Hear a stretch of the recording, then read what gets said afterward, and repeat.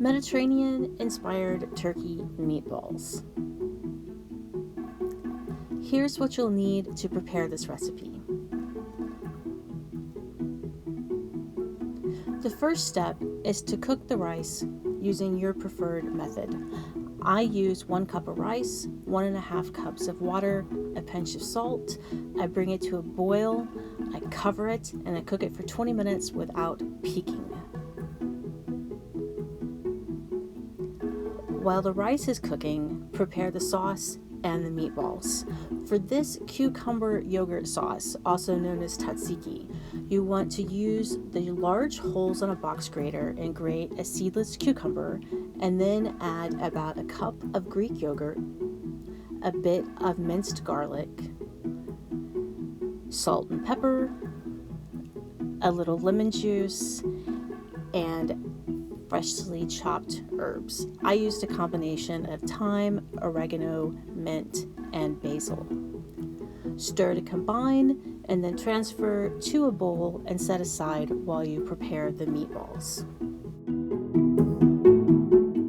In a medium mixing bowl, tear a piece of sandwich bread into small bits, add a tablespoon of water, and mix to thoroughly moisten the bread, and then add your ground turkey, salt and pepper, garlic, and herbs. Gently but thoroughly mix everything so that it is well combined, and then using wet hands to keep the meat from sticking, divide and shape the mixture into 12 to 16 balls. I usually get about 14 balls if I don't use a scoop to measure as I shape. To cook the meatballs, heat about 2 tablespoons, maybe 4 tablespoons, depending on the size of your skillet, of olive oil over medium heat, and then add the meatballs, as many as will fit in a single layer without crowding. You want to make sure that you have room to reach in with your tongs or spatula to turn them. And cook them until they're browned on all sides. They might end up slightly pyramid shaped, and that's okay.